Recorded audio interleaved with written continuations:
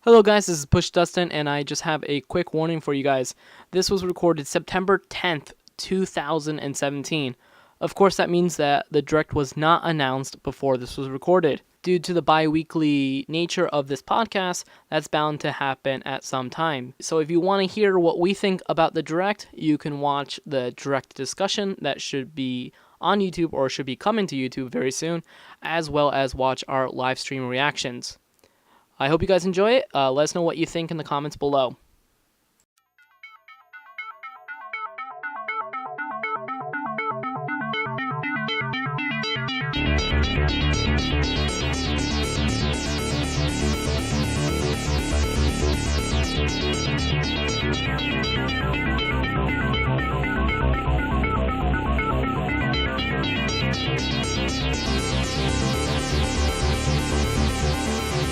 Hello everyone, and welcome to the second episode of Super SourceCast, and I'm your super host NantenJex. And joining me today is the founder of Source Gaming, Push Dustin. Hello. And the co-admin of the Cutting Room Floor and a contributor to Source Gaming, M. Hi.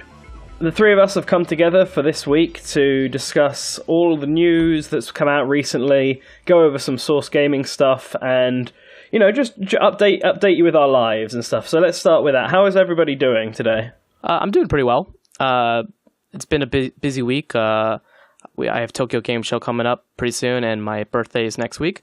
So I have a lot of things coming up, but things are going pretty well. Okay, all right. Nice. Yeah, things are going fine on my end. There's a massive thunderstorm going on just randomly. I feel like I'm in Florida right now. Yeah, the weather is pissed off right now. Yeah, I don't know what we've done wrong. But let's hope that it goes away soon and everyone is fine afterwards, or somewhat. And Em, how are you doing? I know you just kind of woke up, probably, right? Yeah, it's been alright. Right. Speaking of birthdays, mine just passed last week. Oh, so congrats. That was nice. Nice. Oh, I missed your birthday. Happy birthday. Happy birthday. Thanks. No, mine's coming up in a few weeks, and I've actually got into a birthday party after this. September seems to be the big birthday season. Yeah. My mom said it's because, the winter months are cold. It's a lot of New Year's babies, that's why. Yeah. Makes sense. Did you get any presents, Em? Yeah. Got a bunch of tea stuff, because I started drinking tea recently, so that was nice. Nice. I approve. As a British man, I approve. I don't approve as the American. Yeah. Tea is life. So, let's move on. What games are everyone playing then right now? Let's start with you, Push, but I think I already know the answer. Besides Gunvolt, which I did for the review, I haven't really had any time to play games. That's exactly what I thought. I work full-time, and then I also run Source Gaming, so unfortunately, I don't have a lot of free time. How was Gunvolt, though? Gunvolt was amazing. I really like it. There's a lot of replayability after you beat the game with challenges and stuff like that. Okay. I wish that Integrates would go back and fix some of the issues that were present in the games, but I think they're a very solid package, and for the price that they're offering them, it's a good deal, I think. Which one do you think's better, Gunvolt 1 or Gunvolt 2? Gunvolt 2 by a long shot. There's just so many small improvements, and I mentioned this in the review, of course, which you can go ahead and check out on Source Gaming. Okay. Yeah, no, I've only played the first one myself. I've been meaning to get the second one for ages. It came out, it's almost been a year since it came out. It's just on the backlog. Like, one of the things they streamlined was, the way that the story progresses. Okay. In the first Gunvolt, I don't know if you knew this, but in order to get the true ending, you had to find, all the jewels and stuff like that. Yeah, I did it. I remember. Yep. Yeah, so it's kind of a pain, but in the second game, they don't have as lofty of a requirement to get the true ending. Okay, all right. And Em, what about you? What games are you playing at the moment? It's also been pretty sparse, because I also work full-time, but recently it's been a lot of Yakuza 0. Because I've been trying to finish it up so I could play Kiwami, but I still have a lot to go. It's a massive game. It's huge. Yeah, that's a game that I really want to try and get someday. Yeah, same. The combat is really fun, but there's so much side story stuff to go through. I've heard that. There's entire versions of other Sega games in there as well, like Virtua Fighter and stuff. Absolutely. The entire game. It's mad. It's rare to see that these days, where they'll just pack in old games. Yeah, because they try to re-release them and make a buck off of them. Yeah, exactly. I played that game at Tokyo Game Show last year, and the first thing I did was went into an internet cafe and did the the webcam chat. Oh yeah, nice. I was just like, how far can I push this game? That's pretty good. In front of everyone. No, it's again another one of them PS4 games I've got on the backlog, along with Nier and Crash, that I want to get around to trying at some point. I just picked both of those up yesterday. Oh, nice. Oh, nice. I was waiting on those. Well, my birthday's coming up, so I'll have to wait and see what happens. But, alright, I'm playing at the moment, or I'm just about to finish Mario and Rabbids Kingdom Battle, which I've been playing for the last few weeks. It's been a pretty fun experience. I've done the review on Source Gaming, which will be up by the time this is out, so you can all read my proper opinions on it then. And apart from that, I got League of Evil in a random contest, so I was playing that a bit. That was pure just chance. And was I playing anything else? No, I think those are two of the only. Oh, Fire Emblem Heroes, because they've been doing the Brave Choose Your Legends thing. So, and like Times to Experience Week and Tempest Trials now to get Masked Marth again. So I've just been hammering that out over the last week or so, trying to get all my units up to level 40. Yeah, I had to cut myself off of Fire Emblem Heroes just because I was so addicted to it at one point. Yeah, no, I should probably do that at some point. Well, once this is all over, once September's stuff is done, because there seems to be some good stuff coming out in September, I probably will slow down on it and then probably stop playing it again, because that's what happened the first time. I was playing it at a good point up until I left Japan, and then I just kind of didn't play it for 2-3 months, and then I slowly got back into it again. They're probably restarting this to try to really hype up Fire Emblem Warriors. Yeah, well, there's a Fire Emblem Warriors event that happens this month in time with the Japanese release, so I have no idea what it's about, but I'm assuming you fight against the characters in that game. Yeah. But we'll have to see. So, yeah, I guess that does it for them. So let's move on to the first proper segment, the news coverage segment. And the first one of these that we wanted to talk about was the Nindies Direct. The Direct that happened a week and a bit ago, where they showed off a whole bunch of new Nindies. They announced the release date for games like SteamWorld Dig, showed off Super Meat Boy Forever, and of course Travis Strikes Again, which was like the big one that everyone was talking about. So, what are people's, thoughts on the whole event? I think it went really well. I actually didn't catch Travis live. I watched it all the way up until just about before Travis gets on, and then I had to jump off for a bit. So I missed that completely and just saw everyone talking about it later on. But it was good. I was surprised to see Super Meat Boy Forever on there, I must admit, because the first one wasn't even out. I remember there was a big kerfuffle over the first one and trying to get it on the Wii, and it seemed like they didn't have they had a bit of bad blood, and now the new one is a timed exclusive for the Switch, of all things. With the first one, it was because of the file size. Like, Nintendo wouldn't let like a certain over a file size to be an eShop title, so they couldn't release it. They couldn't figure out how to get the game to people or something like that. Yeah, there were issues with Guitar Hero DLC because certain songs just couldn't come out because it was too big. Nintendo. The Wii just didn't have that support. But now with the Switch, you have, in fact, so many indie games.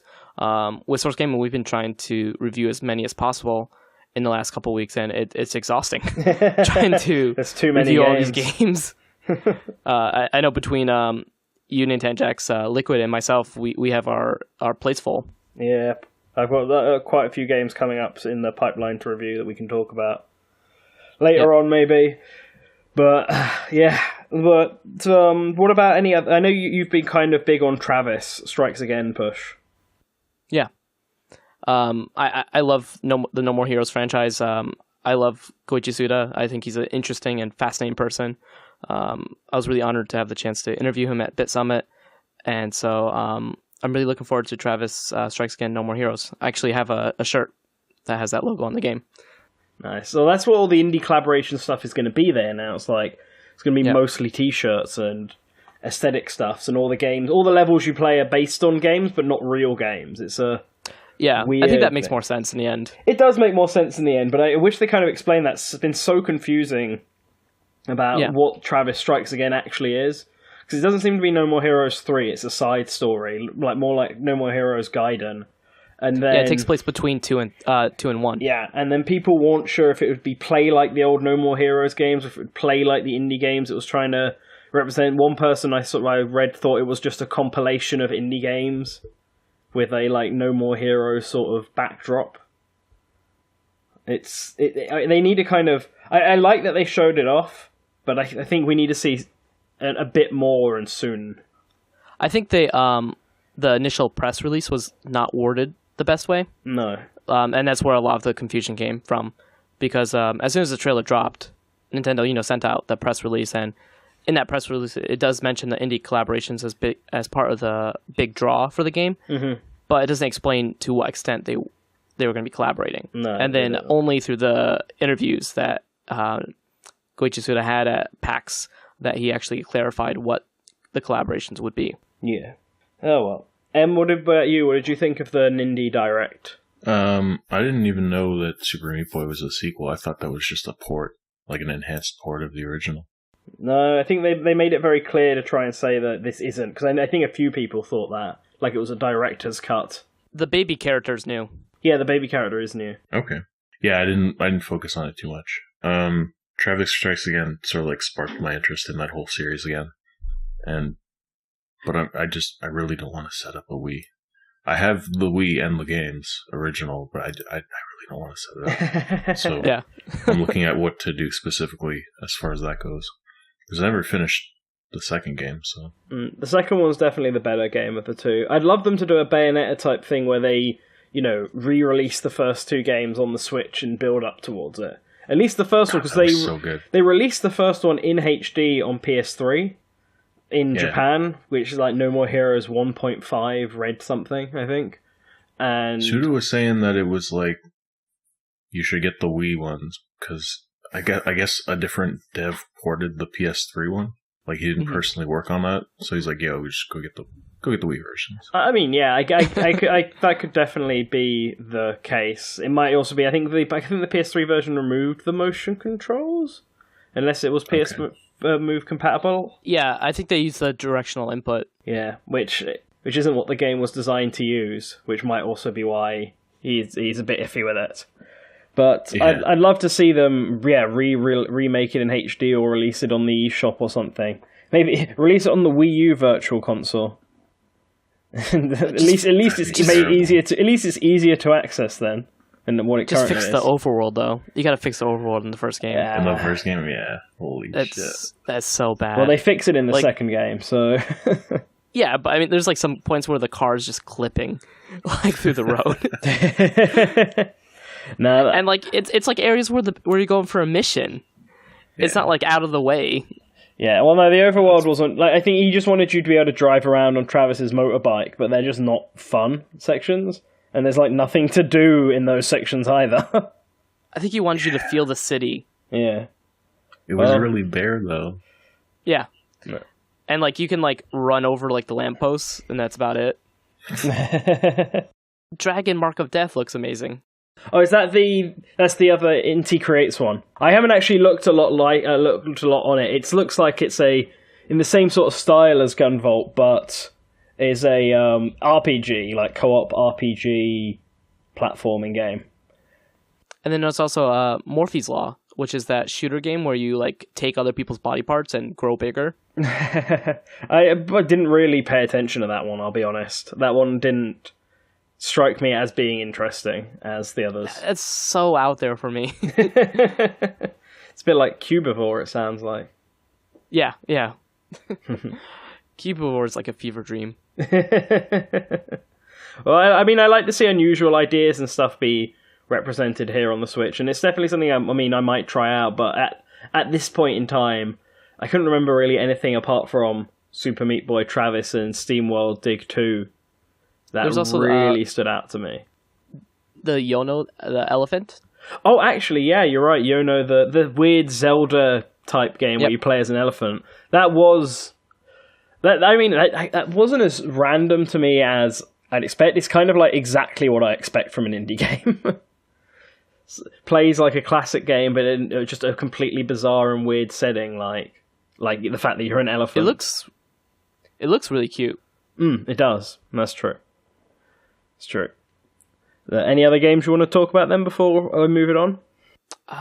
There's that dancing game, the street dancing, or whatever it was. Oh yeah, the breakdancing one. I spent way too long on that. I didn't quite get what you were doing in that one. I can't tell if it's a rhythm game or is it like an input, like a motion game. Yeah, motion game. Yeah, do you put the inputs in and do the thing? Is it a follow the pattern game? Like, what's going on? Yeah, I have no idea. It looks pretty it's light cool. fingers. I think it looks really cool aesthetically. I like the kind of everything looks like it's been drawn in sketches and stuff. But yeah, I don't know if it's a game that I would get personally. Yeah. I think the last one was King of Cards, the Shovel Knight. Oh yeah. I'm actually a little slightly disappointed in that, only for the simple fact that I wanted the King Knight ones to be a sequel. Mm-hmm. Because, Plague Knights is set during the story, and then Spectre Knights is set before the story of Shovel Knight and explains the events that lead up to that game. So King Knight would have been cool as the last one as well, as a sequel that kind of kind of acts as a pathway between Shovel Knight 1 and the obviously eventual Shovel Knight 2. At least explaining or Shovel Cart. At least explaining how King Knight goes from losing his position to gaining it back again at the end of the game, whereas this one just seems to be explaining how he got to that position in the first place, meaning it's a prequel again. Yep. But they don't know if it'd be a prequel before Spectre Knight as well, so I'm not quite sure how they're going to do it. At least it looks different from all the others. Like, all the bosses look new, and the card thing is obviously completely different. Mm-hmm. Don't know. I guess I'll have to see more of it. I mean, I'm getting it because I have Treasure Trove, so I get it for free anyway. Yep. But I'm not as interested in that one as I am in others. Maybe that's also because I've played 3 Shovel Knight games now. Yeah, I have it on the 3DS, and I'm like, should I get it on the Switch? I don't know. I did it. I dived in, even though I had it on 3DS. See, I got it on Wii U, so I'm gonna have to go back to that when it comes out. That's what I've had to do with Shantae anyway. There's probably some Switch-specific thing that 3DS doesn't have, but like co-op or something. But past that, I think it's pretty much the same game. If you just want to play on 3DS, you're not going to be missing out. Yeah. Yeah. Oh well, Em, do you have any other games any other ones you want to talk about? Not from that announcement reveal stuff.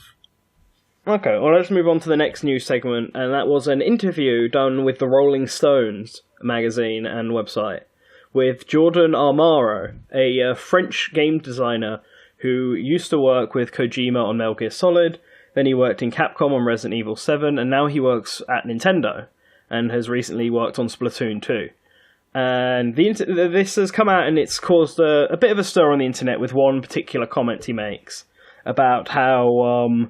when asked about Splatoon 2 and why Salmon Run is only limited, he kind of brushes it off. He says he can't explain why personally, because he's not the game's director, which is fair enough. But he basically says that you need to trust that Nintendo knows what it's doing is the best thing for you.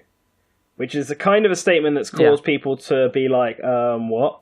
And stand up against that. And it's got two sides. Some people say you can't justify that, because it should be what the customer wants and stuff like that.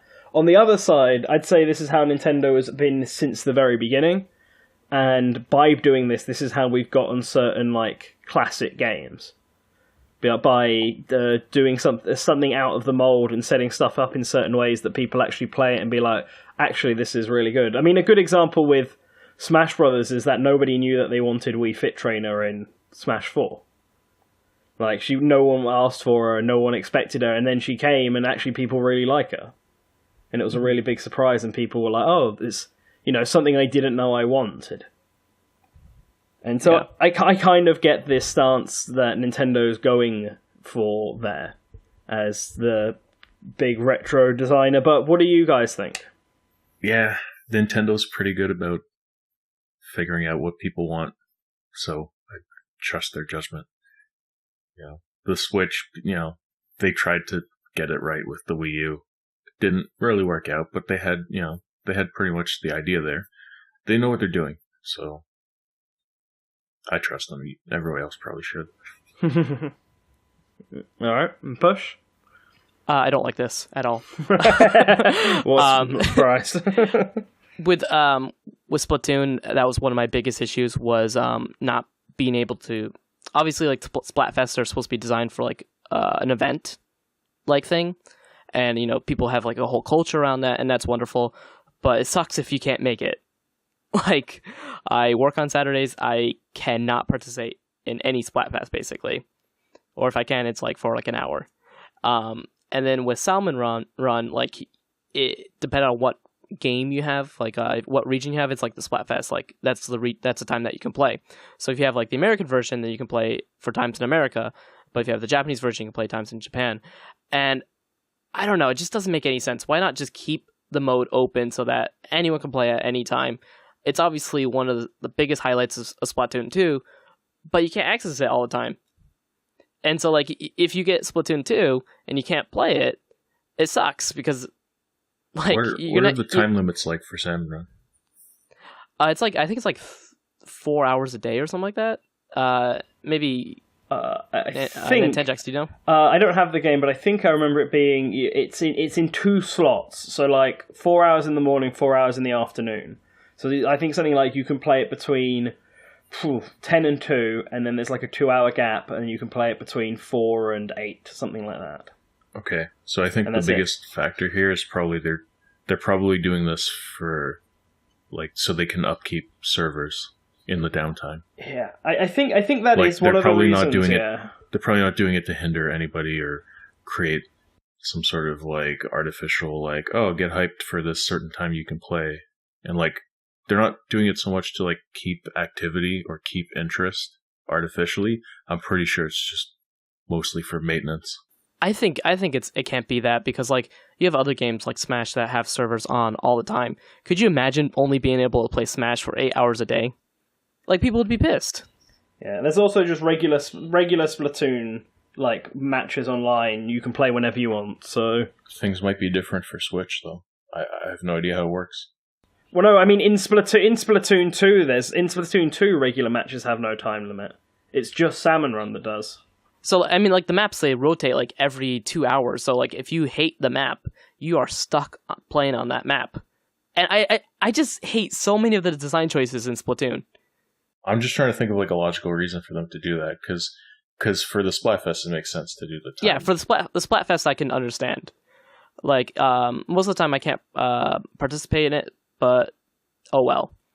But, like, with the other things, it's like, why? Do you get anything from playing Salmon Run? You get some special.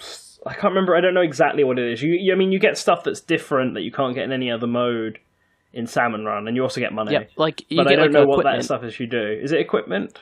Yeah, you can trade like the currency. I think you get from that mode. That sorry, you can get the trading currency from that mode into equipment, like exclusive equipment that you can only get through that mode. They might be stopping to like update that sort of info, but that shouldn't take like most of the day. No, that's not like a lot of packets, and that a lot of that would be auto. Yeah, they could set that up easily. Yeah. The only reason I could think of is that they want to ensure that people are online for it, and that you don't have any issues like finding a room. That's the only reason I can think of. Seems weird, and I feel like I don't know. Limited, yeah, I don't know what it's like can you do it with friends? Like, I think you can, but is it still limited then, or can you do it locally with friends? Locally, you can do it locally anywhere. You can't do like online Salmon Run with just friends? Nope. Oh, shit. Yeah. Nope. That's rough. Yeah, Splatoon 2 has a weird design reason. A lot of weird design things. See, I think the actual, Nintendo, you should trust Nintendo, is something that I would do in most cases, but I do agree that what they've done for Splatoon 2 is really confusing and unusual. Like, there doesn't seem to be any benefit to doing it other than just making people mad. So I don't see why it's a good decision. I mean, I don't think the Nintendo should always listen and do exactly what the customer wants mentality is a good one. But there are, I'm hoping that, if they either update this or if Splatoon 3 comes along in however many years and Salmon Run is back, that they've learnt their lesson and removed the time thing, because because people complain about it so much. But they haven't learned anything from 1 and 2. From 1 and 2, they didn't change the way the maps rotated at all. And people complain about it in Splatoon 1. And then in Splatoon 1, they also changed that you weren't able to change your loadouts without exiting out of the match. And you still can't do that in 2. That's true. Can't do that, boys. Wow. You still can't do that. I don't know how people... I understand the appeal of Splatoon, but, I just... With so many small things like this that they've just clearly messed up, I don't know how people play Splatoon all the time. Yeah, actually, you've got a good point. Off. Not being able to do loadouts, within the thing is a really, really stupid design choice, and I don't understand why it's like that. It was absolutely obnoxious in the first Splatoon game, because especially if you were in a match with a friend, because it's not easy to play a match with a friend, so you'd have to back out of it, and everyone else would have to back out of it if one person needed to change their weapon. Mm-hmm. And it was just a pain. And then don't even get me started on the microphone. Oh, no. Nintendo has just really dropped the ball with online play in Splatoon, and I'm just please don't fuck up Smash, please. Oh, we'll have to see what happens in the future with their online stuff. You think they'll do a third game in the Switch's lifespan? Not in the Switch's lifespan. Maybe at the tail end, but nothing soon. They're still really supporting Splatoon 2, of course. Yeah, I think they're going to keep Splatoon 2 support going till the end of 2018. And, then, then the team might move on to make something else. I think Nintendo seems to be a very much a one game per system sort of thing. One Mario Kart, one Smash, one new Super Mario Brothers, one 3D Mario, etc. Yeah, there's some exceptions, but this reminds me though. One of my students, I teach, and one of my students, they came up to me, they're like, "I heard Splatoon was coming to the 3DS," and I was like, "No, you're wrong." And they're like, "No, I saw it on the side of a capsule thing," and I was like, "Okay, whatever." Okay, but yeah, cool anyway, story. I just wanted cool story, bro. You got to investigate. Push, find the capsule thing. See the Splatoon 3DS. Yeah, maybe it was put up by a secret Nintendo employee. Yeah, maybe it's actually coming. Tail end of the 3DS's life. Support for Splatoon. Maybe it was Jordan himself. Is there anything else in this interview, though, that we want to bring up? I mean, it's basically just talking about Jordan's views on Japanese developers and collaborating with the West and how Nintendo operates certain things. He says that Western devs spend way too much time playtesting. I'm in between that. I think that's I agree with a little bit of that, but Valve, when they've made Portal and stuff like that, those games were amazing. And they spent months and months playtesting that game and fixing it, but I think it was well worth it. But he says if they needed that much playtesting, then something went wrong before that. I mean, I kind of get what he's going for with that. I do think that playtesting should be the job of the people making the game, and I wouldn't want to hire thousands upon thousands of people before the game came out to playtest specific things. I feel like the team should be able to identify what's fun and what isn't fun about the game. If they're making it, they should be able to figure out, I don't know, they should be able to play it themselves and kind of be like, okay, well, this, I don't think this works, or this isn't as good as I was expecting it to be. Rather than having to rely on loads and loads of second opinions. Especially because market research, stuff like that, and playtesting, just half of the time it's just never on the ball. A lot of people get a lot of people get put under the spotlight and just say stuff to make the people happy, even if they're not there. Yeah, there's a lot of psychology involved. Yeah. No, all right. Em, you have any other comments on this interview? Not particularly. Okay. Well, if we're ready to move on, then the third news article, we wanted to talk about is finally announced officially. L.A. Noire is coming to the Nintendo Switch, as well as PS4, Xbox One, and VR. It's a remaster of the original Rockstar game, and is actually the first Rockstar game coming to a Nintendo platform since Chinatown Wars on the DS back in 2008 or 9. It's Rockstar and Nintendo have always had a very iffy relationship. And so it's nice to see, them release a game on the Switch, even if it's just a port remake of an original game. Especially L.A. Noire. And the studio that made L.A. Noire isn't actually around anymore, and I know they had some bad blood with Rockstar in the end. So it's interesting to see that the game is able to get a re-release, because it's actually quite fun. I played it on Xbox 360 back when it first came out, and I think it would work well on the Switch. Came out in 2011? Yeah. Came out in 2011, though. Yeah, it came out 6 years ago, and the studio went down 4 or 5 years ago. Yeah. Is there seriously bad blood between Nintendo and Rockstar, or was there? Because I always felt like their stuff never was on Nintendo consoles, because the hardware was not always up to snuff. No, it's a weird, somewhat infamous story that back before Rockstar was getting really big with GTA, on the Nintendo 64, they were commissioned by, or they either went to Nintendo or Nintendo went to them to commission them to make a brand new Nintendo 64 game that's never been seen before, and they had really big ambitions to make this big open world action RPG game that was, I think it was a fantasy or a space one, and they spent forever on it. And the problem was they were making it and they were quite ambitious about it, but Nintendo were looking at it and they weren't happy with things, so they kept telling them to change some things. And so the game missed its original Nintendo 64 launch date, and it kept missing deadlines, and they kept adding stuff, and Nintendo kept demanding that they change stuff, and the game completely changed from what it was originally done. And in the end, I think Nintendo just turned around and was like, "Okay, you've taken way too long to make this, and we're not happy with the product," so they just dropped it. And Rockstar had spent a good 4 years making it. I don't off the top of my head. They did eventually release it, if I recall, but on it 64? was on Nintendo 64, I think. Huh.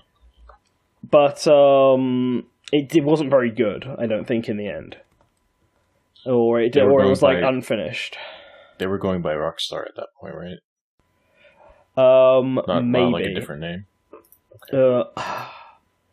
Maybe. I honestly don't remember. They might not have been going, but this might have been before they became Rockstar. But the point is, the two guys who were in charge of the game, directing this game, really didn't like Nintendo for fucking them around so much. And then there was obviously the whole Nintendo systems aren't powerful enough. But when you sit down and think about it, the GameCube was certainly strong enough to take any of the GTA games, because the GameCube was more powerful system. Body Harvest? Body Harvest? I'm not sure. I don't remember what it's called. I need to hear a description of the game. At least the Wikipedia page just says it was intended to be a N64 launch title, but it was delayed. Yeah, with Nintendo and the publisher having issues with the game's violent themes, and then eventually Midway Games and Gremlin Graphics published it. Yeah, it might have been that one then. Yeah, that might have been it. Back when they were DMA Design. Yeah, I've played this. It's not great. But yeah, no, I think Body Harvest is the game. Like it. Yeah. They weren't particularly happy with the way they'd been treated about it, and so didn't feel like. Yeah. I mean, that's why whenever Rockstar get asked about Nintendo systems, they usually just laugh it off and just say I remember. I think it's. Oh no, it wasn't Rockstar. Maybe it was. I know they got a lot of angry Nintendo fans at them when they were asked about bringing a game to Wii U, because they laughed at it and just mocked the system, and people weren't happy about their attitude towards it. Yeah, because Nintendo systems have been underpowered since the GameCube. Yeah, but that's my point. The GameCube could have taken any of the GTA games, and the GTA games were also released on the original Xbox and PS2. It was just not GameCube that they were released on, and I think that's part GameCube of. It even got Metal Gear Solid. Yeah, nuts. So I think that's part of the why there was some bad blood between. I think it's because of that, and I think the only reason Chinatown Wars came about is because when you have a handheld system, Nintendo's really the only one you can do.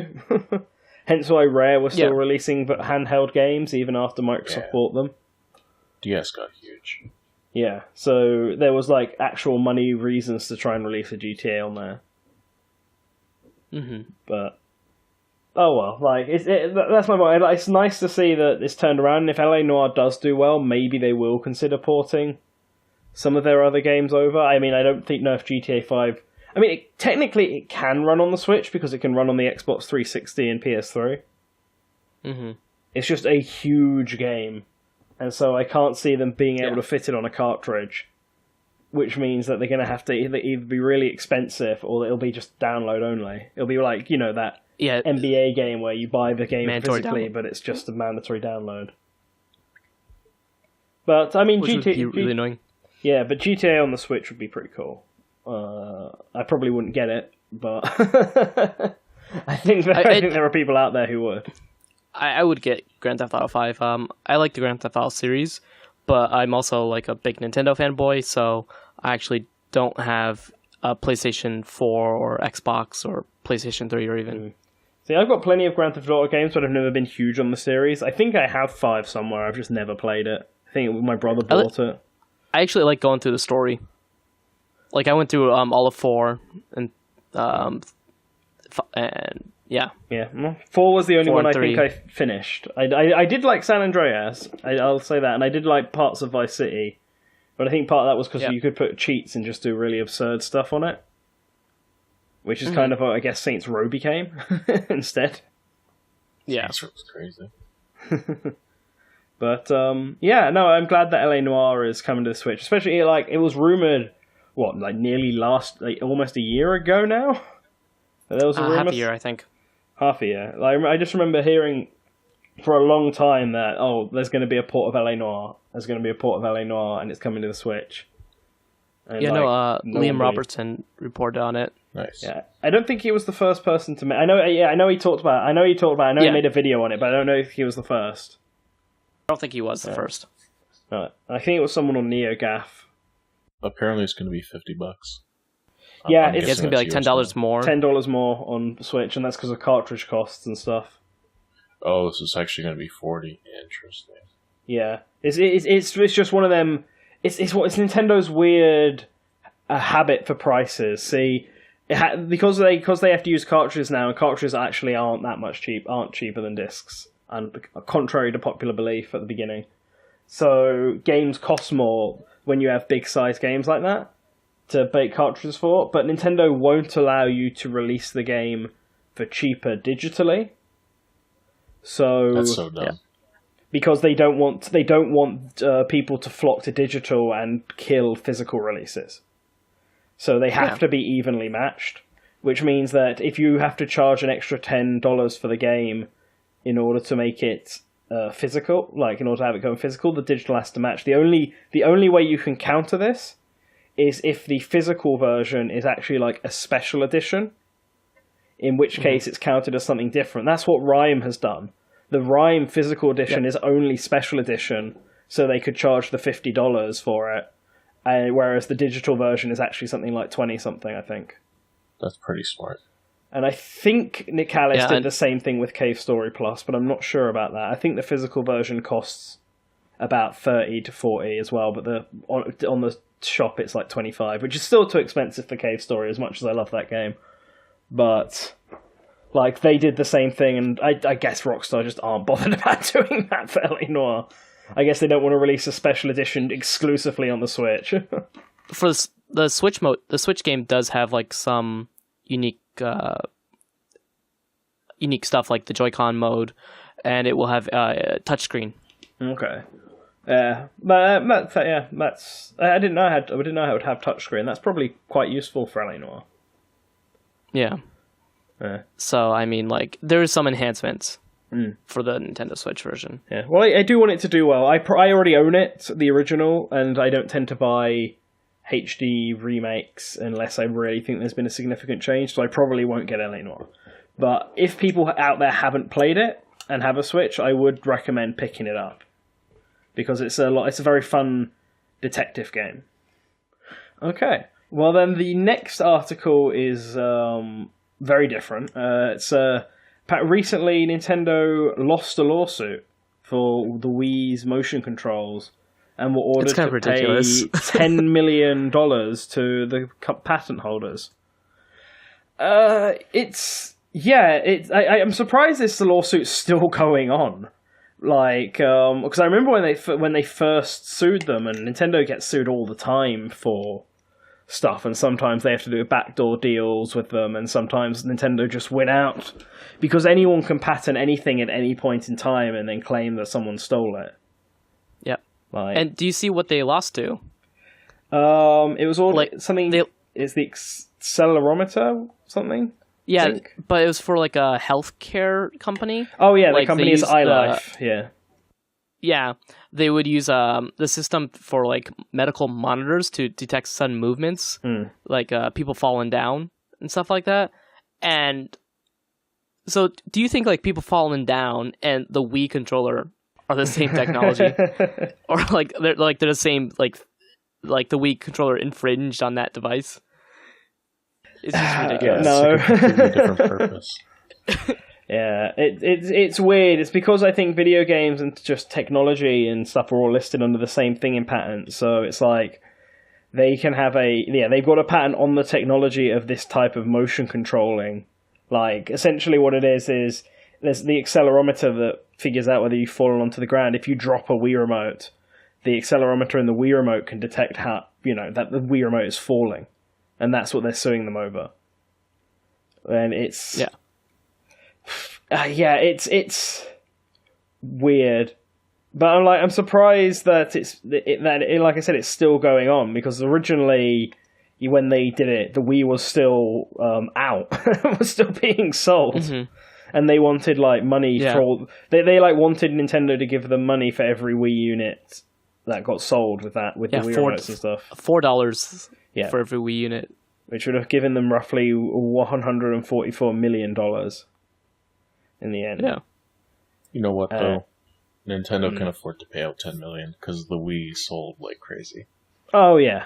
Yeah, but should they have to in this case? It's weird. Know. I mean, if they lost the lawsuit, which means that they must somehow found in favor of iLife Technologies. I have no idea how this was decided, who decided it, and how the court case went. Especially because the first time they tried to sue Nintendo, I think Nintendo won. Like, at the very least, it was deemed more in Nintendo's favor, so they didn't have to pay, and it was kind of mute. So I don't know what changed. But, yeah, I guess paying $10 million is better than paying $144 million. Yeah. But it is weird. Nintendo gets sued all the time, and this isn't really going to damage them in any way. It's just more of a random event that's happened to the company. The final news topic we had was about Star Fox. Nintendo recently did a big interview about Star Fox 2, and as part of that, they showed off the manual for the game. Now, it's not actually the manual that would have come with the game back in 1995, but essentially they've made a digital version of an SNES manual for people to download and have a look at. That's done very much in the style of those old manuals about Star Fox 2, including all new artwork and stuff. It's pretty cool. Did either of you take a look at it? Yeah, I really like it. I miss manuals, but having a digital one is nice. Yeah. And M? It's really cool that they're releasing that game, but they need to not lock it to a console that you can't buy. Yeah. Well, that's true. I reckon when the Switch Virtual Console eventually does come out, that Star Fox 2 will eventually see release on the Switch for that. They're obviously doing it as a thing now where, it's going to be exclusive to the SNES Classic and emulators when they eventually dump it. Up until...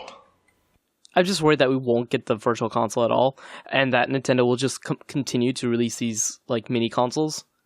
See, I don't think they will. I think what you've got to remember is that the NES Classic, they're not going to release another NES Classic that's already been done, and they're not going to release another SNES Classic after this one. And but at this, well, no, they might release a Nintendo 64 Classic next. But at the rate that Nintendo's going with the Virtual Console on the Switch, we probably won't see it until their online services go up next year. So that means the SNES Classic will have been out for like half a year.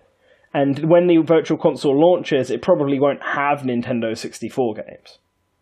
It will probably be NES, SNES, maybe Game Boy, and third party. Maybe we'll have Mega Drive again and stuff. I don't know, but like it will just be them. And so Nintendo will release a Nintendo 64 Mini, and then that will be on the market for like a year. And then once that's gone, they'll start releasing the 64 games on the Virtual Console, and it will just kind of go on like that. I'm looking forward to this slow drip of old games again.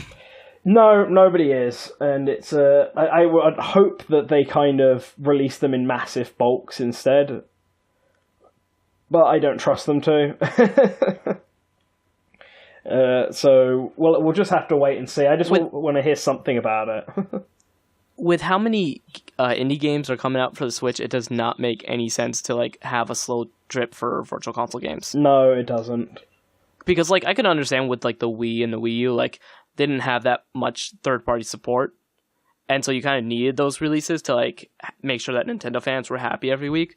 But with the Switch, as far as we can tell, for the foreseeable future, we're going to have everything, like, almost a game every month. Well, I think the Switch Virtual Console and what it contains all depends on what this online service of theirs entails. Because they're obviously going to have their other service, which has games on it that you can play online, and you have them as long as you have the online service and stuff like that. And essentially the Netflix, PlayStation Plus type service. And I reckon any game that's on that with the special online features, you'll also be able to buy separately just without the online features on the Switch. I was a little confused about that. I don't know if they ever updated this, but didn't they say that the game would only have like that game would be only available for 1 month? No. So that was the original update was that you'd get one game and it would be available for a month and then they'd get rid of it. Yep. Which is absurd as hell. So instead they changed it to be more like what PlayStation Plus does, where every month they give you access to another handful of games that you have as long as you have Nintendo's online service that you're paying for. Now, what makes it different from the Virtual Console is, apart from, if you buy something off the Virtual Console, then you just have it. You get to keep it, regardless of whether you got this subscription or not. But the other thing about it is that the extra added online stuff, whatever that entails, whether it's just online leaderboards or online multiplayer, is only available in the special paid online service versions of the game. The actual Virtual Console versions will just be the original versions, no new additions whatsoever. I see. So that's the difference between them, and I reckon that any game released on that service will also be available on Virtual Console for those who want to buy it separately and just not have those special features. Which means that at the very least when we start, we'll probably have all the main ones again: Mario, Zelda, Metroid, etc. SNES will have Donkey Kong Country, Pilot Wings, and then they'll release them in like bulk of 5 or 6 or something at a time. I don't think it will be as slow as the Wii U's. It'll probably be more. It'll probably be a little bit faster than the Wii's, because the Wii was very good at the beginning with Virtual Console and then slowed down. But if they've got the super effects working, then there are more games that they can release as well. And they can eventually jump into the Nintendo 64 back catalogue as well. And they're also doing handheld stuff now with the Game Boy and Game Boy Advance that they can jump into. The only ones that they're going to struggle with are DS and Wii, I think. I saw one person suggest that they make DS if you hold the Switch, was it? Vertically? Vertically, yeah. I mean, the problem with that is keeping it up. Keeping it up while you use the Joy-Cons. And also, some games will require touching the screen and you pressing the buttons at the same time, which is easy to do when it's all attached, not when it's like two separate objects. Mm-hmm.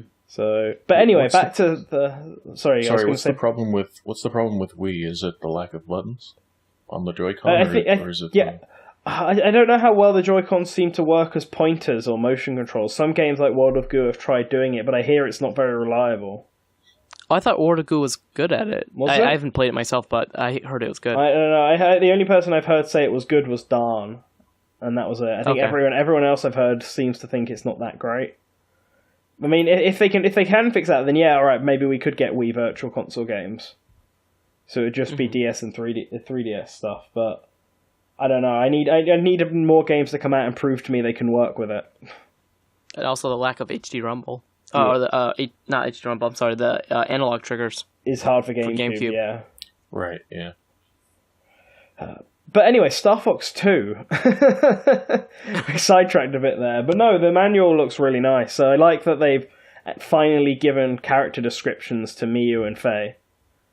Like, they've drawn up new artwork for them and given us ideas about who they are. Stuff about the story, Team Star Wolf, etc. like that. It's all really nice, and it's a very pretty manual. There's also like little comics in it that throw back to Nintendo Power and stuff. It's cute, and I'm getting an SNES Classic at the end of this month, so I get to play the game then, and I might stream it and see how it starts. I'm hoping to get one. So look forward to that. So any other comments about the manual? I can't believe it's coming out so soon. Like I said, it's insane how many new games are coming out for the Switch right now. I mean, for Nintendo right now. It's good. It's much better than last year, where there was like Paper Mario, I think, was what we were looking forward to at the end of this month. Yeah. And looking forward to in like Bunny in little, air brackets. It'll be interesting to see if Nintendo can kind of keep up this momentum. Throughout the whole entirety of next year. I hope they can. Then the September to October period looks very good. I want to see what they've got between Mario Odyssey and Xenoblade Chronicles, apart from Pokemon, because I can't think of anything else. But there's surely going to be more, so we'll have to. Hopefully, we'll find out, and if we get a new Direct anytime soon. Yeah, I was about to say a lot of people are thinking that there's going to be a Direct soon. Yeah, I think it's about time.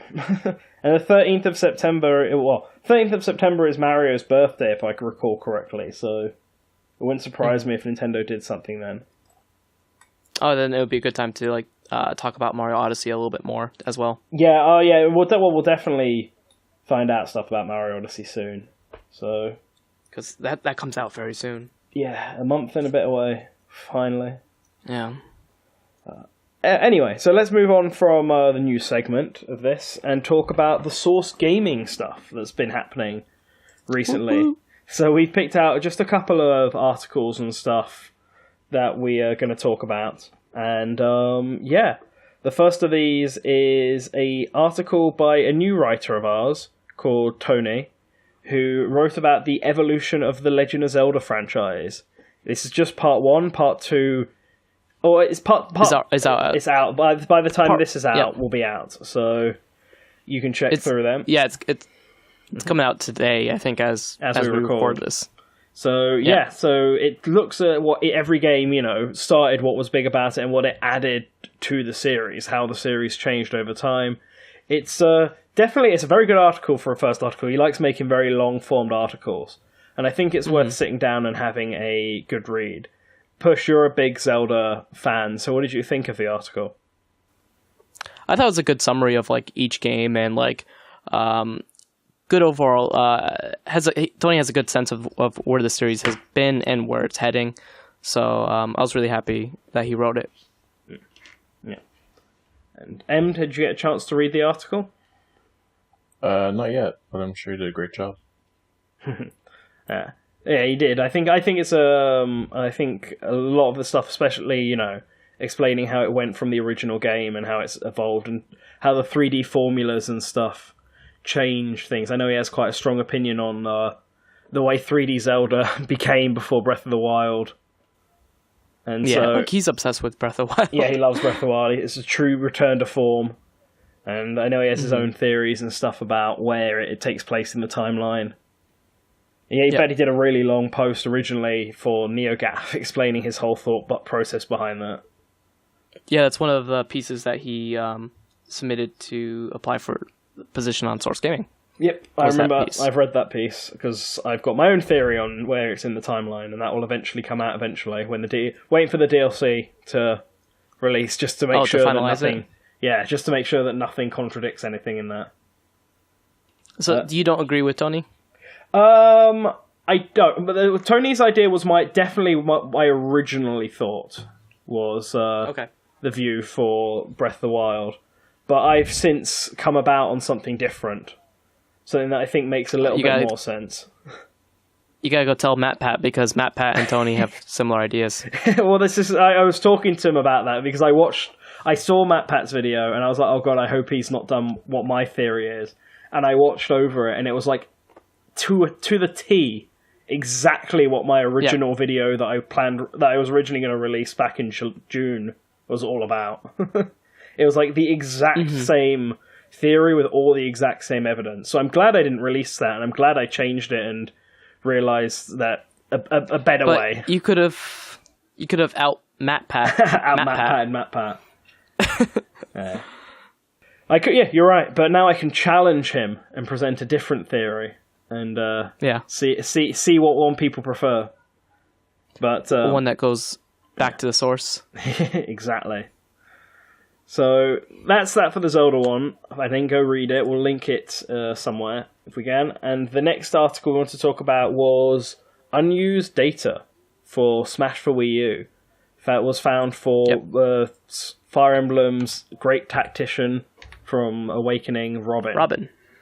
So the unused data is interesting. It's I think it's a texture, correct?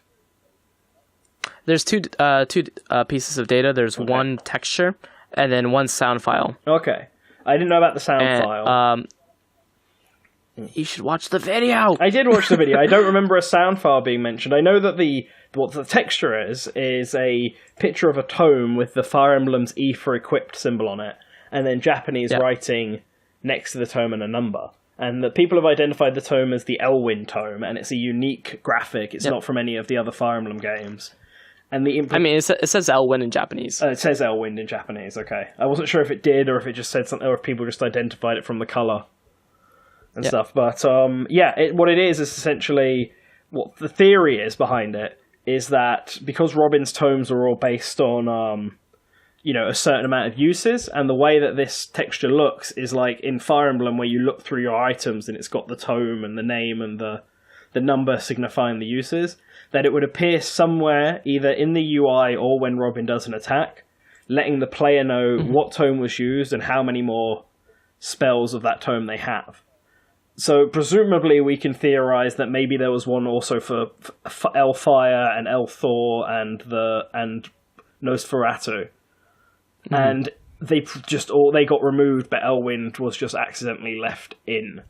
Or maybe Elwyn was the first one, and then they realized it was a So and I think the reason it didn't work is because if it was a UI thing that would always be by Robin's name, then it would take up so much space.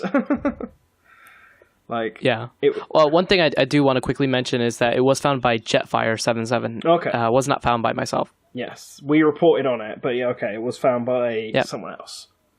And so I think what the theory behind it is, if when Robin would do his attack, it would pop up and let the players know. But because of how big it is, and where, would it pop up above Robin's head? Would it always constantly be in the UI? I think it just took up too much room and was too distracting. Yep. And it was completely unnecessary as well. A slight update, it was also found in a 3DS version as well. Okay. Alright, so it was found in both versions. So what was the sound file? Just Elwyn. Just Elwyn. The sound file was, I think, MP empty or something like that, it was called. And it sounded like a poof. I guess that's the sound that would have been that if Robin tried to do an attack when he didn't have any tome equipped, it would probably just nothing would happen.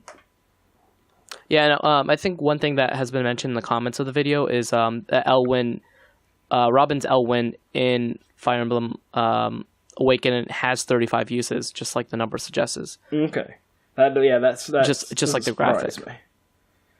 Yeah. So that seems to be what the point of that. What that would have been in Smash, and it just removed for. So maybe reasons. it had more uses in Smash before, because now you can only use it like 3 or 4 times before he throws the tome away. Yeah, that's true. Like 35 is a bit excessive as his recovery, but I think it also like there's weird stuff like I don't know how that would work with the standard B, where it's like a charging attack. You know, it starts off as Thunder and then goes up to L Thunder and then L Thor. So would that have like been the same counter and it would have just depleted more if it was charged up, or would it have always depleted the same amount? So yeah, Robin's a really interesting character because like he was probably the last character that was decided by the team because they decided not to go with Chrom. Yeah, and so he probably had like the shortest amount of time from being designed to being made. Well, except for Greninja. That's true. Well, Greninja, I think they decided before Robin. Well, no, I don't think so, because back on the project plan, Greninja was written down as just a Pokemon from X and Y, whereas Robin is on the project plan. So I think at that point, I think the decision between Chrom and Robin was the one that like took like a month for like, let's say for example, I'm not saying these are the actual dates, but June Sakurai puts down Chrom or Robin, and then by the end of July, Robin is decided on, and in August his moveset is finalized. Whereas Greninja, I don't think, was properly decided on and moveset made. Like, it was all done over one night, and I think it was after Robin. I think it was after development had properly started. I can't remember what Sakurai said. I think the article is like Chrom almost had his day. It's on Source Gaming, where I've compiled all the information about Chrom. Yeah.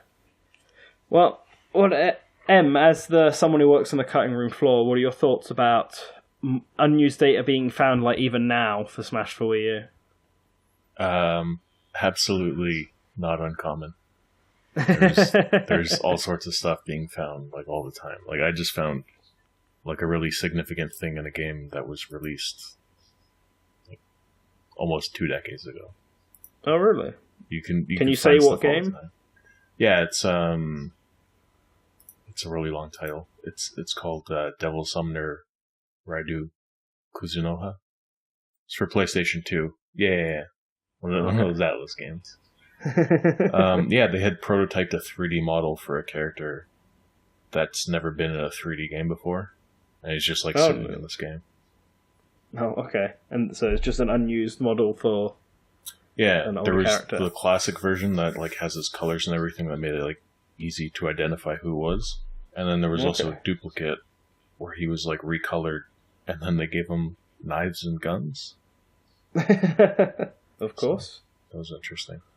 Yeah, it was cool to find. There's more research to be done. But yeah, you can find stuff all the time. There was another cutting room floor contributor found unused code in Super Mario Brothers, like a few years back, and it was like unheard of. It was a code for the spiny eggs to be dropped diagonally instead of straight down.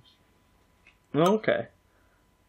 So it appeared that was like their original function.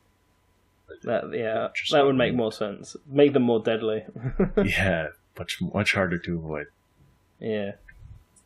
Oh, okay. So, August 2012 was when Robin was decided, and that's when Sakurai was explaining the new character moveset to the staff. Yeah, so Robin was decided back then, and that doesn't surprise me.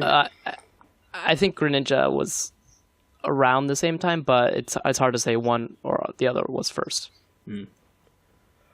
Well, hopefully that more stuff about being found in Smash for Wii U. Maybe we can find even more stuff. Maybe more information on Chorus Kids if possible. The thing is, like now, you have more and more people modding. So you have more and more people modding, and like people are getting more access to the code. So more things can be found. Well, hopefully we hear about more stuff soon then, and then we'll report on it as soon as we can. So, I guess the last article from Source Gaming that we want to talk about was an interview done by the graphics lead on our site, Nerbion, who recently went to Gamescom and interviewed the head of Image and Form, the company who make SteamWorld Dig. So this is right before they announced their release date, and they talk about, what it was like to make the game, whether or not they have plans to bring any of their older games to the Switch. Image and Form were one of the first companies to know about what the Switch was about, because they were part of the very initial reveal for it, and one of the first few companies to be working with it, so they talked about that. They also talked about Amiibo, which I think was one of the more interesting points that people took from this interview. That in order to apply to have Amiibo, you have to make at minimum 100,000 Amiibos. Yep. Wow. And you have to put all the money up front as well. So you have to be sure that you're going to sell all of that. Which surprised us for Shovel Knight. The people who want to make the Amiibo need to pay for the license to use Amiibo branding, and then pay to have 100,000 figures made. Wow, Nintendo. Because it's the licensing fee, the technology. Are they doing SteamWorld Amiibo?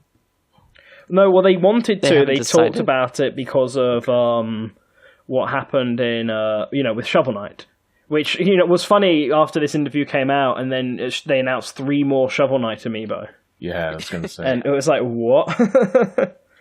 So I don't know if their special partnership with Nintendo allows this to happen or not, but yeah, they're not sure what they want to do about Amiibo, because they need to be guaranteed that people are going to want 100,000 Rusty. There are 100,000 people out there who are going to want a Rusty Amiibo. Yeah.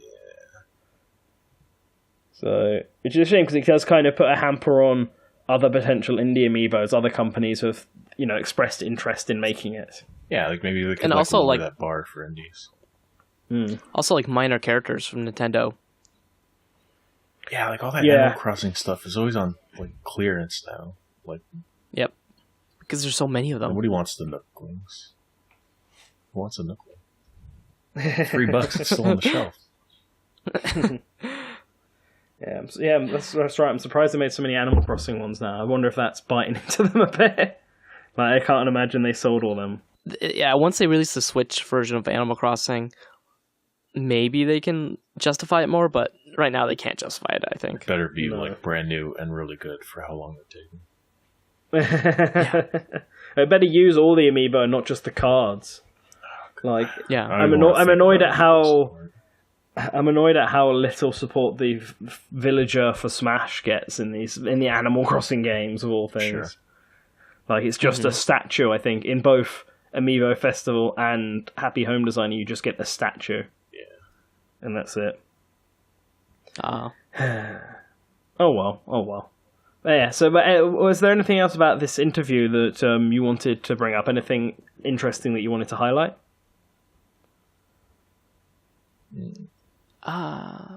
Nothing in particular. Except for the Amiibo. I wanted to mention the Amiibo thing, but you brought it up already. Yeah. So, do you like the way that Amiibos are going right now? What, me? Specifically? Yeah, how do you feel about Amiibo figures? I've definitely died down a bit on them, I say, as I stare at the Corrin Amiibo I bought last week. But, yeah, it's weird. I think part of the issue for Nintendo is that they made all of their main flagship franchises so early because of Smash. And now they don't really have any unique characters to make them out of, except for slightly minor ones like Toad or Waddle Dee. And I think I talked about this during our SourceFest live stream with Dan and Liam. But the thing with Amiibo is that Nintendo had to resort to being a bit scummy and releasing the same characters again with different poses and making the Amiibos do different things. With Metroid being the good example, with Metroid, if you want you can get hard mode, I think, by having the Samus Amiibo, the Metroid Samus Amiibo, or and then you can get fusion mode as well. Well, fusion mode is locked behind the actual Metroid Amiibo itself, which is at least a new character. Fair enough. But with the new Samus Amiibo, that unlocks hard mode, and the Smash Samus Amiibo unlocks a sound test. What? And some concept art. And that's it. So there are these two Samus amiibos that do two completely different things, but are the same character. Nice. And I don't like that. It's like doing stuff with games where I think it's Hey Pikmin that does this. I haven't verified it myself, but I think the Mario series version of the figures of the Mario characters work in Hey Pikmin, but the Smash version of the Mario characters don't. Oh, that's annoying. Like, I haven't tested it. I just remember it's being something that I think Memory Man actually brought up when they first announced Amiibo support. And he was looking through stuff, but yeah, it was only so you'd need the actual Luigi Mario series to get the Luigi figure in that game, and you can't use the Smash one, which goes against what they originally said Amiibo would be for. Because originally they wanted for Amiibo was you'd get one figure of a character, and that would work over multiple games. But now that they're releasing multiple figures of one character, they want people to buy the new figures, so they're limiting what the older figures do, and that's not cool. So you can buy the 10 poses of Link. Yeah. It almost... And I don't think they will do this, because I think Sakurai is slightly better. But if they did another Smash game that used Amiibo support, release all the Smash characters again, but with new poses, and not... They're still not... And the old one's not doing it. Like, is Bayonetta and Cloud even Yeah, out yet? Bayonetta and Cloud Bayonetta's are out now. They're out now. Yeah, I've got a Bayonetta and I have a Korra, and I just don't have Cloud. So all the Smash ones are finally out. But like... And the Wii U. Yeah. But for like Smash for Switch, they could either release, just the new characters that get added as Amiibo, which they'll 100% do. But I could also, see them re-releasing all the old characters with their new poses and not letting you use the old ones, so that you have to buy the new ones. And that's too much then, because you have 58 odd characters that you have to buy a second figure of. People don't have space for this stuff. That is not fair. People don't have space for this stuff. No, they don't, especially in Japan. Yeah. So, I think I've been pretty good about Amiibo, because the only ones I'll really get is stuff that I'll like the actual figurine, because I collect like a few figurines. So it's like, if I like this as a figurine, I'll get it, because at least it won't feel like, oh, I bought this for a game. I've been collecting the Zelda ones, and I have like my favorite Smash characters, and a few odd characters like Shovel Knight and Inkling. Yeah, I've been a bit bad with this. Originally, I was only going to buy the characters that I was good at in Smash, like the three top characters that I like playing as. And then I was only going to buy figures of characters who, don't normally get figures, like Little Mac or Captain Falcon or Wii Fit Trainer, for example. But then as they began... Well, like, I was only going to buy... And Shulk was another one. But then stuff like... They said, if for Hyrule Warriors, which I was really into, you can get an exclusive weapon if you get the Link amiibo. So I ended up buying the Link amiibo so I could get that weapon. And then I started then they were like, oh, Marth and Villager is like super rare, and I found it for really cheap, so I got them just because they were rare. And then I was just like, I'll put some down, like, as a Christmas gift if people can't think of them. And then before I knew it, I'd ended up with like intention of just getting like 2 or 3, and I already had about 10, and it had been a month. And I was like, oh god. And then it gets to the point now where I was like, alright, I'll get all the Fire Emblem ones, because there's only 4, and now since then they've released Roy, 2 versions of Corrin, Alm, Celica, have Chrom and Tiki coming up. I'm looking over at the ones that I have, and majority of them are like pack-ins with games. Like, I've got the Twilight Princess, I got the Amiibo Festival 2-pack. Yeah, I've got them as well. I've got them. I have Box Boy. I've got the Mario Anniversary one from Mario Maker. I have the Chibi Robo one from Ziplash. I was tempted to get the Anniversary Mario, but I just can't justify it.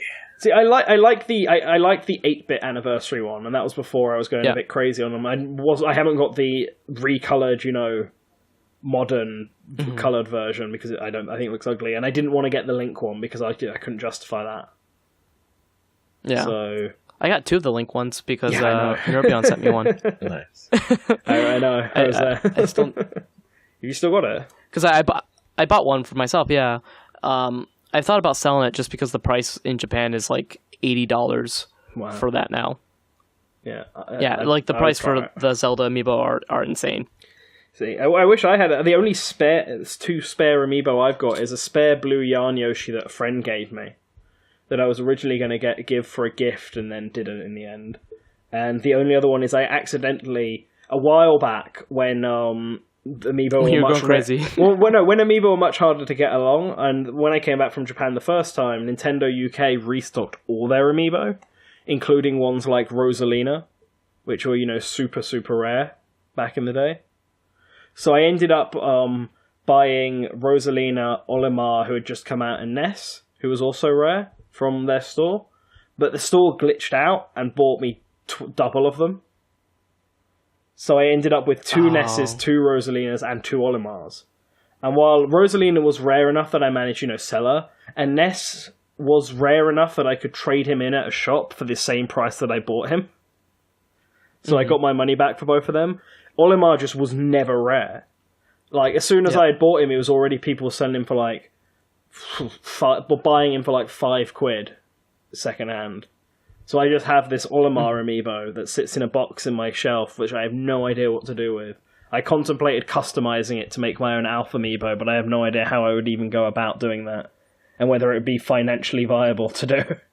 The only one that I really pursued was, it was pretty early on in like the amiibo life, and they announced they were releasing the Villager, and I was like really into Animal Crossing at the time. And I ended up importing it from Japan because somebody had it in stock. Oh, did you get the one with the proper forehead or the big forehead? I don't know. I'd have to look at some pictures. I think it might be an original. The first wave. Yeah, mine's the first wave. I prefer the first wave. Like the second wave, they made his like forehead really big, and so I just haven't picked it up because I'm like I don't really like that. A friend of mine has the Villager first wave still boxed, never opened. Yeah, which I imagine must be much rarer now because of the fact that they made a second wave with a fixed face. The new one has a larger forehead. Yeah, they made the face smaller so it looked... Because the problem with the first one is his face doesn't look that much like the Villagers. Yeah. Just like how the original Marth as well, his face was kind of wonky. Yeah. So they released so they re-released Marth and Villager with updated faces. But the Villagers, what they did was they resized the eyes and nose, but they didn't resize the actual head. It looks so he just looks like he has a big forehead instead. Yeah. No, mine's an original. I'm just looking at pictures now. Yeah. That's great. Whereas Marth, you can't really tell that much because it's not... They just redid the paint, basically. Yeah. But... Do you remember the first versions of Amiibo? They look so high detailed and everything. The renders. Yeah. and then you got like Marth, and you're just like, wait, what? Yeah, you get Link with the weird yellow stand instead of this clean see-through one that he had in the original model. Yeah. And Fox with his big blue one as well. Yeah. Wario also has like clear... Wario can stand under his face. Yeah, the Wario one has weird skin, I feel like. Weird, slightly darker reddish skin. I don't get it. The Smash Wario, like the Smash Wario, his chin is just awful. Like I'm looking at it right now, I'm just like so am I. I managed to get him for like £4. Like I wasn't intending to because I wanted the overall ones, but for that price. I know it's supposed to look like a butt, but it looks too much like a butt. Well, I guess that we've spent forever talking about Amiibo instead of image and form. Sorry, guys. But I feel like it's time to start wrapping this all up. So, do you have anything else you want to say about Amiibo, I guess, or from this interview? Not from this interview. I was just gonna say for the next couple weeks, stay tuned for Source Gaming for more Tokyo Game Show stuff. Yeah. I'll be there with Tris and Brando, and we'll be doing some interviews, bringing some live impressions on Twitter and stuff like that. So check it out. You're jumping too far ahead. I didn't even get a chance to ask you what you were doing. Oh, sorry. It's fine. You're eager, I can tell. So yeah, Push is going to be at Tokyo Game Show, so keep an eye on stuff for that. Is there anything that you've got upcoming that you want to talk about? Yeah, I've got an interview coming up, but I don't know when it will happen because I'm waiting on email correspondence. Usually takes a while. But yeah, I'm really excited to finally get this thing out there, because it's like a story I've been tracking for a long time. Yeah, it's probably been years, actually, now that I think about it. But yeah. Oh, nice. It's glad to see something like that come to a head, finally. Yeah, it's pretty cool. Very, very excited for it. Okay. As for me, I've got a couple reviews of some quite, big games coming up soon in this month. And I also got the chance to go to another preview event. I won't say what it is, but I should be going on the day this comes out, if this makes it in time. So I think so. Yeah, so I'll be going. I'll be there trying out this game. No idea when I'll get to talk about it, but if it's anything like the last one, it probably will be about a week, and I'll record another discussion. But I think you guys will be excited. I know I'm excited. And apart from stuff like that, I'm working on currently 2 articles to do with Sonic the Hedgehog, inspired by Sonic Mania. So hopefully I get them done relatively soon and get them out by the end of this week. And I've also got 2 more collaborative videos with the rest of the Source Gaming crew that I want to get out at least by the end of this month. Hopefully everyone is on top of that so we can get it done as soon as possible. Yeah, there's a lot of videos and a lot of content that's coming out. Like, looking at September, it's like jam-packed already. And we haven't even, if there's a direct that comes out or, more news that comes out of Tokyo Game Show, there's going to be so much stuff. Right, but yeah, so why don't we let everyone know where we can be found? If you want to contact me specifically, it's at Mr. Nintendo on Twitter. Obviously, go to sourcegaming.info or source-gaming.com in order to see our stuff, and YouTube channel is just Source Gaming. So all of those places you can Source find. Gaming Info. Is it Source Gaming Info? I remember. Oh, okay. Yep. All right. Source Gaming Info. Then you can find anything from me there, and obviously, if you want to follow Source Gaming itself on Twitter, there's @OrSourceGaming, which is also our Discord. If you want to join, you just need to hit us up and get an invite. Yeah, we post the Discord link from time to time on our Twitter, but if you just ask us, we'll gladly invite you.